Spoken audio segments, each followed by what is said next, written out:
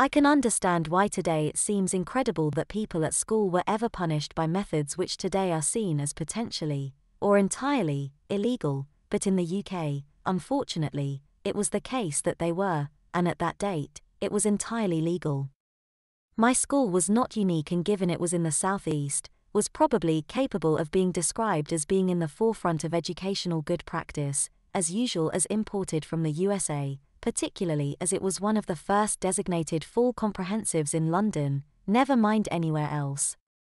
I do know from my husband and other friends and relations from the north of England, Scotland, and Northern Ireland that corporal punishment in the 60s and 70s was very generally applied for both sexes, and thinking carefully, that hardly any of my immediate relations or acquaintances avoided receiving or personally witnessing some formal corporal punishment during their time at school.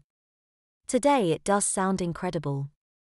When I went to school it was life as we knew it, and it was the same for me as thousands of UK schoolgirls during the 60s. One of the factors we forget is that during the 60s in the UK many single-sex schools were being combined. This unfortunately in practice often meant that the headmistress of the very efficient girls' high school would be displaced in favour of the headmaster of the school they were being combined with, under comprehensivization. The disciplinary system would therefore in many cases be biased towards the male grammar school model, itself based on the public schools. This is what I believe I and my girl colleagues suffered from, although in its general form the basic idea was not wrong. Which is why I can accept the discipline I received as a schoolgirl.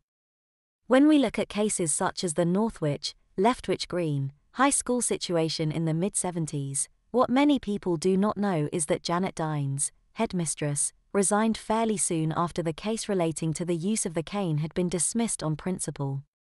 This was not related to the use of CP, but she simply refused to accept that her all-girls high academic performance grammar school should become a state-run mixed comprehensive school. The personal issue was that she would not be the head teacher, as the male head of the combined boys' school would take over. Dreadful but true.